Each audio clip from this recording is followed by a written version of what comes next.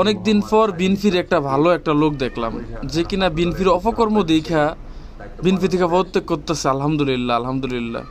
আমি মোহাম্মদ সাইদুল ইসলাম শাকিল আগৈলঝাড়া থানা ছাত্র দলের যুগ্ম আহ্বায়ক হিসেবে দায়িত্ব পালন করে আসছি।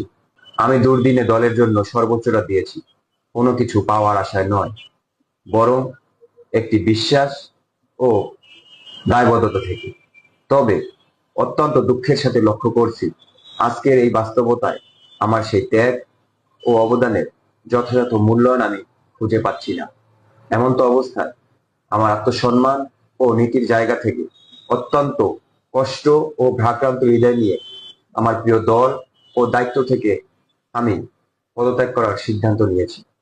দলের প্রতি আমার শ্রদ্ধা থাকবে, তবে আমার বিশ্বাস, দেশ ও মানুষের জন্য কাজ করার পথ কখনো থেমে থাকে না। অতএব আমি মোহাম্মদ সাইদুল ইসলাম শাকিল আগৈলঝাড়া থানা ছাত্র দলের যুগ্ম আহ্বায়ক পদ ও বিএনপির সকল রাজনীতি থেকে স্বেচ্ছায় সজ্ঞানে পদত্যাগ করলাম।